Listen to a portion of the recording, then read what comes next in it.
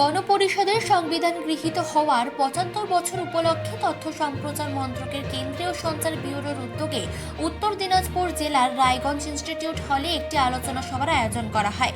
ভারতীয় সংবিধান সামাজিক ন্যায় সুনিশ্চিতকরণে জীবন্ত দলিল শীর্ষক আলোচনায় বক্তব্য রাখেন উত্তরবঙ্গ বিশ্ববিদ্যালয়ের অধ্যাপক Gangotri Chakraborty, Saha institute of nuclear ফিজিক্সের ডক্টর জিষ্ণু বসু এবং রায়গঞ্জ বিশ্ববিদ্যালয়ের অধ্যাপক ডক্টর গৌতম সরকার। এই অনুষ্ঠানে একটি চিত্র প্রদর্শনীর আয়োজন করা হয়। কেন্দ্রীয় সঞ্চার ব্যুরো রায়গঞ্জ ফিল্ড পাবলিসিটির অফিসার বিরাজ নারায়ণ রায় বলেন, সংবিধানের বিভিন্ন দিক তুলে ধরতে এই উদ্যোগ নেওয়া হয়েছে।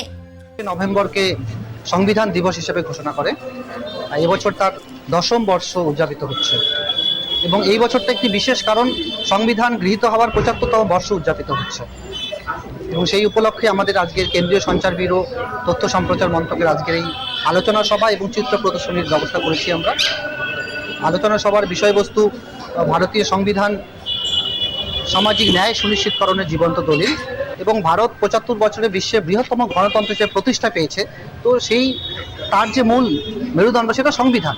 সেই সংবিধান সম্পর্কে নতুন প্রজন্ম থেকে শুরু সবার প্রত্যেকে জানা উচিত। তাই সংবিধানকে আরো মানুষের কাছে আমরা নিয়ে যেতে চাই। মানসী বসুর রিপোর্ট, চেতনা বার্তা, জেগে থাকে জাগিয়ে রাখে।